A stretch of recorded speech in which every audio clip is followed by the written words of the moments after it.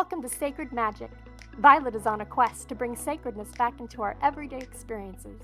Anyone can have an extraordinary life when they are able to tap into their sacred magic within.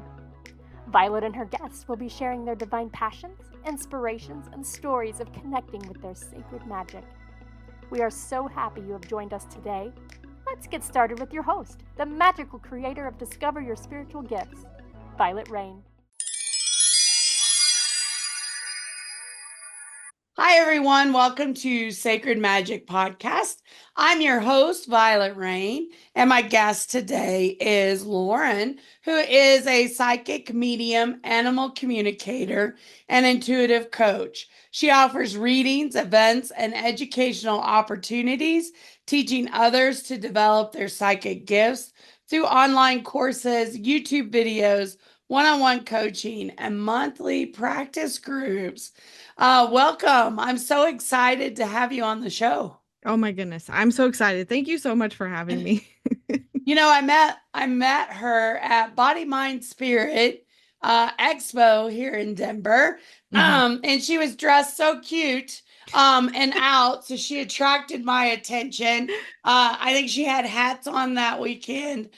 So she was just so adorable. I couldn't resist. And then, you know, these respiratory things going around, as you can hear in my voice, for this winter. I think we all keep having a lot of allergies and drainage and stuff happening. So you get to hear the frog today. So welcome as I continue to kind of clear all that. So tell us about your story. How did you start doing this? What guided you to do what you do today? Yeah, well, and it's funny that we met at the Body Mind Spirit Expo because that's like a huge part of it was I was not I wouldn't call myself psychic or intuitive. I was just over here doing my thing, going to film school, wanting to make big movies. And I had a documentary class in film school. I went to CU Denver for film, and we had to make a documentary. And at that time, I had lost three people in my life, all back to back, had died, and I was really desperate to like find answers for that. And I actually went to the Body, Mind, and Spirit Expo back when it was at the merchandise mart. And I walked in and I was so scared. And I just sat down at an animal communicators table. Her name's Lizanne Flynn. She's also here in Colorado. And she gave me a reading and blew my mind. And she told me that I was psychic too. And I was like, what? I didn't believe her. But I basically decided to make a documentary because I was so interested in psychics. And I basically was driving all around Colorado, filming psychics, learning as much as I could, soaking it all up. And I found a program called the Aspen Program for Psychic Development, which was based out of it was kind of at ISIS Books, which is again local here in Colorado. And I took the whole entire course. Originally I was going into film, but she was like, you know, come and meet me first. Karen Fox, the person that ran it, and it's no longer around anymore, unfortunately. But I basically went in there to go film and ended up taking all the courses and coming out and not at all expecting to be psychic. But now it's 10 years later, and that's like my full-time job, and I've fully left film. I mean, I use those skills a little bit on YouTube, but now I coach people. I kind of help people develop their abilities as well, because I got so lucky having those resources when I was learning, and I found a very big hole online where there wasn't a lot about psychic development, and so I wanted to fill that and just make videos and coach people. And so that's the short version of my story. That is a long time ago, because Karen Fox hasn't been doing it for a long, long time. Yes. I remember back when I was visiting ISIS, which is a bookstore here in Colorado, way, way back then. And then she was teaching it. So it's been a long time since she taught it, right? Yes, very. I think the last year that they coached was the last year the program was around was 2015. And that was like the last year that I was a coach there right before it finished. Karen's parents got ill, so she had to move back to the East Coast, and she's been there since. So, yeah. Yeah, very cool. Very cool. Well, you believe psychic abilities are like a muscle, and so do Hmm. I. You Hmm. have to work that muscle, you have to practice, you have to get comfortable with it. I believe everybody has abilities. Yeah. Everybody can tap in and connect. Everybody has this. Some people may call it something else, like Hmm. gut feeling. I have a gut feeling. I have this feeling that I shouldn't do that. I shouldn't turn that way. That's all intuitive abilities coming in different ways. Yeah. So share with me a little bit about psychic development. How do you Hmm. share with people that they how they can develop these skills? Yeah, well, I try to really come at it from a very like organized approach. I'm somebody who likes the steps and I want to be told what to do in what order. And when I was studying, before I found the Aspen program, I found a lot of just like floof and information that wasn't very like tangible. So a lot of what I teach is like, here's the first step. A lot of it is like first removing blocks to your ability, removing, anything that might make you feel like you can't connect. And then a lot of that goes then into like increasing your abilities. How do you get those psychic hits to come through more? How do we get deeper information? And a lot of what I do is teach my students like hands-on practice. I give a lot of exercises, homework. I love doing homework. And then I encourage them too to just be a part of like my online groups and show up every month and continuously practice because it's totally one of those that if you just let it fall by the wayside, your abilities just kind of, they get rusty. And so I always am like practice, practice, jump into these groups and I try to like hold that space for people so that they can constantly be reading others. And a lot of it just comes down to practice. Once you have, the base mechanics of like, okay, these are the clairs, this is how we remove blocks, this is how we get centered. Um, but a lot of it is just trying to create, yeah, that space for people to practice. I love that. I teach psychic development as well, and I Hmm. make it more of a play shop because a Oh, lot of love that. times when we're trying to force our abilities to work, they will not work. It's Yes. when you get creative and fun and playful and you have fun with it. So we do Hmm. things with pendulums and crystal balls, gazing and scrawling and Yeah. psychometry with keys and jewelry and photos. So we do some really hands-on kind of playful things. And so we can do that because we have in-person environments Yeah. where people can come together and bring tools in where we can actually touch somebody else's keys or somebody else's jewelry and kind of Yeah. read it.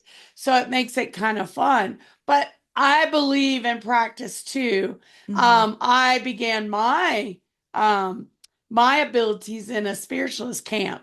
And they really do believe in training Yeah. psychics and mediums to work that muscle. And they did all kinds of playful things for us to practice with.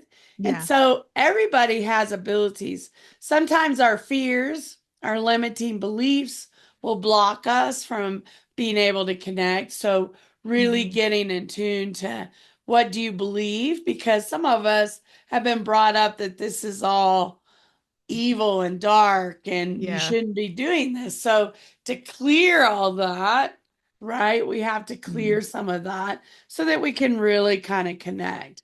Yeah. So for you, what is the difference between being a psychic and being a medium? Oh, yeah, that's a good question. I think all mediums are psychic, but not every psychic is a medium. And I see psychic as that base, I can connect to the other side and receive information. I think mediumship takes it a step further and is saying, okay, I'm connecting to loved ones in spirit. Whereas, some psychics, they might not want to talk to loved ones in spirit. That might freak them out. Maybe they just want to talk to angels, spirit guides. So it's a little bit additional like ethics you have to learn, maybe some additional techniques that might help you out with dealing with loved ones in spirit. So you can choose to be a psychic. And I remember going through the Aspen program, and there was a lot of people who were like, I just want to stick to the psychic stuff. I don't want to talk to the dead people. That's not my cup of tea, and that was totally fine for them. But mediumship is that added, okay, I'm going to change who I'm talking to instead of source, angels, whatever it is. Now I'm speaking to loved ones. But it's kind of the same, it's the same ability in my opinion. It's just who are you talking to? So, what all different types of mediumship were you able to connect with? Because there are many different types Yeah.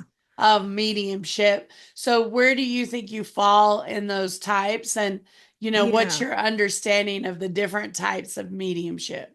Yeah, I would say I'm more of a mental medium. I feel like most people nowadays are mental. It's very much like up here using your clairs. It's not physical mediumship. I think I looked into the Fox sisters recently, and they were old mediums back in the 1900s, and they were so cool because that was like when physical mediumship was a thing, like where things are moving in the room. I feel like you hardly see that nowadays. But there's also evidential mediumship, which is like, okay, you got to provide evidence, like really show and prove that like you're connecting, like this is specific. But I was kind of taught that as just a normal medium. Like, the mentor I had, she was very adamant of like, everybody should be evidential. You should use those same techniques no matter what kind of medium you are, just because it's good to make sure you're accurate, you're clear. I'm sure there's other versions of mediumship. There's trance. Trance, yeah, yeah. And I don't know channel. I wish I did. I've tried to find like I felt like that one was something I needed to learn in person, and I never found anybody that taught it when I was learning. But yeah. It's really interesting because there still are some physical mediums that can actually Yeah. produce things that fall into a room that physically appear. Hmm. Or we have the Asheville medium coming in August to the center. It's going Ooh. to teach a weekend workshop, and we got to learn from him in Lilydale, which is where the Fox sisters Yes. kind of started. Yep. So I spent a week in Lilydale last year on mediumship. So we got Jealous. to see and experience some of these trans Mm. mediumship, physical mediumship where things appear. Um, those guys usually have trained like at Arthur Findlay College in one of Yeah. the spiritualist camps from some of the teachers that have been around for a long time. So if you're interested in mediumship, there's a lot to be able to learn. Yeah. Anthony, who's our Asheville medium, he teaches evidential Uh, mediumship, and he's also had physical mediumship occur when he's working. mm. So it'll be really cool to have him here in Denver teaching a weekend class. And so I'm excited because I'm a medium as well. I'm also a Hmm. channeler. So being able to connect and learn a little bit more about mediumship and where it comes from is really kind of cool for Yeah. people that are interested. Not Yeah. like you said, some people were interested in the psychic, but they weren't necessarily Yeah. interested in mediumship. Some people will be interested in mental mediumship or evidential, but they may not be interested in physical mediumship or Yeah. trans mediumship, right? So those are a little different. So it's about what you're interested in. Follow Yeah. your gut and your intuition, because where you're guided is exactly where you're supposed to be. So Hmm. I love talking about these types of things because Yeah. all of these are different types of tools. And when you get into metaphysics, when you get into this world, there are thousands of things that you Oh my can goodness. do, right? From a pendulum to a crystal ball to working with crystals Yeah. to psychic to channeling to mediumship to energy healing to, I mean, the list goes on and on and Literally. on when you step in. So you're like, oh my gosh, I want to know it all right now. Yes, And there's just so much to kind there of is. bring in and learn. So I love that. We currently have a new teacher at our center that's doing animal Reiki. So Mm, people that want to learn how to give Reiki to their animals, to understand how to do that, that's really cool. You do animal communication of being able yeah. to talk to animals. So tell us a little bit about animal communication. Are you able to talk to animals in the living and on the other side? And number two, how can that help us as pet Mhm. owners? Yeah, absolutely. I mean, yes, I read both living and deceased. This was like another workshop I took after I'd finished my psychic development studies. I had I'm it's so funny what you were saying about like there's so many things to jump into because that's exactly what I did. I was like psychic, medium, medical intuition, Reiki, and then I jumped into animal communication, shamanism. Like now I'm doing astrology. It's just there's you never get bored. But anyways, I jumped into an animal communication course, learned that came really easy for me just because I think I'd always been talking to animals. It just felt just easy, second nature to me. So I talked to both. And what was your second question? I'm The sorry. question is, how can pet owners, how can this help them? Because I Yes. know sometimes you can have behavioral issues with your Yeah. animal and not understand what they're upset about or what they're frustrated with. And so, share with us some of the experiences you've Yeah. had of being able to help people with their animals through animal communication. Yeah. I mean, it's all over the board, but a lot of people want to know about behaviors that are unwanted. Like last week I had a reading where a dog was just being anxious, barking all the time, super stressed out, and they had just moved. The house was new, everything was uncomfortable. The dog was very like, what is happening?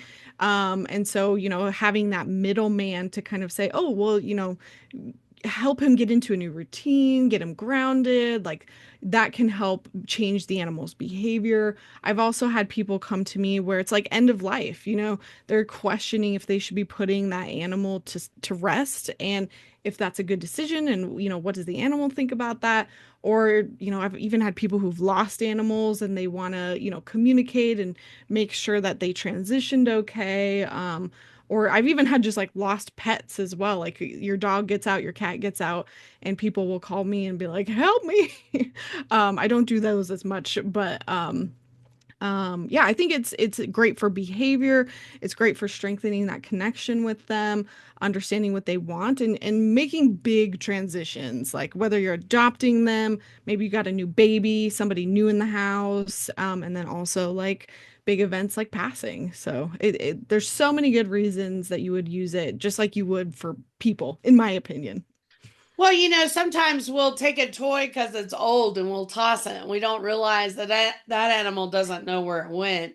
Yeah. I've heard some really cool stories of people that communicate with animals. Sometimes animals come in for me, but I don't Mm, do that as a specialty. But I yeah. know there was once where there was a cat, and every time the boyfriend stayed over, it made a mess in the bed. Oh, yep. And so she's like, why is it doing that? And I said, it does not like them. And so it does not like the fact that you invite them to come and stay, Yeah. does not like that they're in their spot in the bed. And so, sometimes animals will react to changes in the environment, and being able to communicate with them what's going on, why are we doing Yeah. this, or what's happening can really help or give you a good understanding of why is the animal reacting that way? Mm, What is it about that is really frustrating them? Because there is a reason why they're doing that.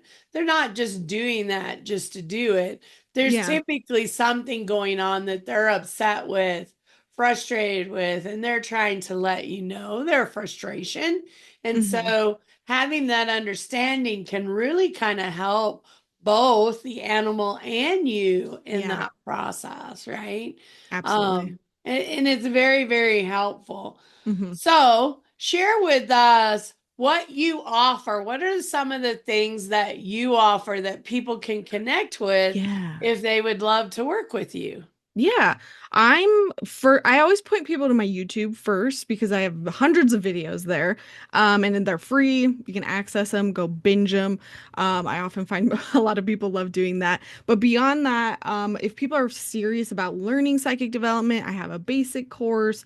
I also have a masterclass course that takes you kind of, for those who are more professional, really want to know some of the advanced stuff. Also like marketing along with like psychic psychic, development is not something that I see a lot. And it's hard getting a sense of the online world and everything that goes on. And I think I have a unique perspective there just because I worked in film, worked in video marketing as a producer for so many years. But I have that. Let's see, what else do I have? I mean, all my socials, I try to keep updated. I have a Facebook group as well where people can practice, connect with each other, provide readings to each other. And then I have a monthly Patreon group, and on there we do monthly meetings where I think our next one's tomorrow night, actually. I know this will come out way later, but we basically get together and we practice. We practice reading each other for an hour, hour and a half. Maybe we do sessions, channeled sessions. So people are welcome to join any skill level. There's also a lot of other perks there, but I do like Q&A videos over there as well. So I try to mostly just have lots of different ways you can connect with me, whether you'd like a community in a group setting, or if you just want to meet with me one-on-one, you can have coaching, or if you just want to take a course and get it done, or, go at your own pace, I also have that. So I just try to make sure I have everything. She tries to give you all of it. I think everything. We all try to do that. Sometimes all can be overwhelming, right? But yes. Whatever you're comfortable with, there's lots of choices to kind of choose from. So we love that. Well, thank you so much for being part of the show. What a fun way to kind of connect today. Yeah, of course. Thank you so much for having me, Vialet. Yeah, I love that. And hopefully we'll see each other in person very soon. At least before April at the Body, Mind, and Spirit. Are you going to be out there in April? Yes. Yep. All right. I spent way too much money last time, and I need to go back and spend some more. Okay. All right. We love to be out there. We're going to be out there as well this time.